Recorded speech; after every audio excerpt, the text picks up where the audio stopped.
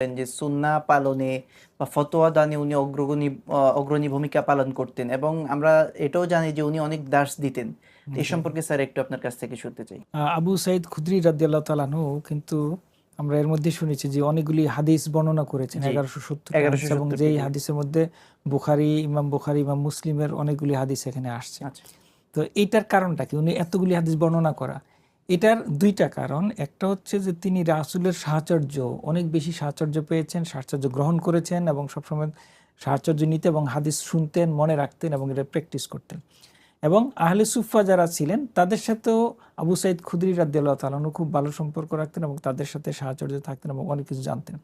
এবং এখানে আবু সাঈদ খুদরি রাদিয়াল্লাহু আনহু মুহাদ্দিসুল মদিনা বলা হয়তো, আমরা যেটা পরে দেখছি যে মদিনার মুহাদ্দিস, অর্থাৎ তিনি হাদিস বর্ণনা করতেন, যেমনিভাবে তিনি ফতুয়া দিতেন, মানে বিভিন্ন বিষয়ে মাসলা মাসাইল বর্ণনা করতেন এবং হাদিস কিন্তু অনেক বর্ণনা করতেন।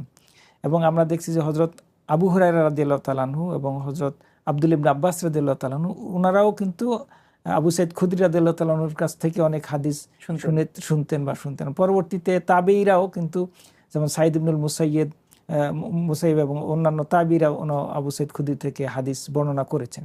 তো এই জন্য দেখা যাচ্ছে উনি মানে ফিকহা বা মুফতি, বা আমরা যদি বর্তমান সময়ের কথা বলি, বা মুহাদ্দিস, উভয়টার ক্ষেত্রেই তিনি পারদর্শী প্রাজ্ঞ ছিলেন এবং ছিলেন। ইসলামের খুবই একজন বিজ্ঞ একজন ব্যক্তি ছিলেন এবং তৎকালীন সময়ে শিক্ষাদান, হাদিস চর্চা, হাদিস শিক্ষাদান এবং স্যারের আলোচনায় যেটা আসলো যে নবীর সুন্নাহকে প্রতিষ্ঠা করার জন্য যত কঠিন প্রত্যেকটা, হোক, হ্যাঁ, যত কঠিন হোক প্রত্যেকটা ক্ষেত্রে সাহসী ভূমিকা ছিল। সাহসী যেটা যে ভূমিকা মান ছিল। রাআ মুনকাম মুনকারান হাদিসটা, জি, এটা সহিহ মুসলিমেও হাদিসটা আসছে এবং ওটার ব্যাখ্যায় আল্লামা নববী এটা বলেছেন যে এখানে যে আউয়ালু মান বাদা বিল খুতবাতি ক্বাবলা ঈদাই মারওয়ান। তো সেখানে কিন্তু এই যে আবু সাঈদ খুদরি রাদিয়াল্লাহু তাআলা আনহু প্রতিবাদ করলেন প্রতিবাদ যে করেছেন। এটা করা যাবে না, রাসূলের সুন্নাহর খেলাফ।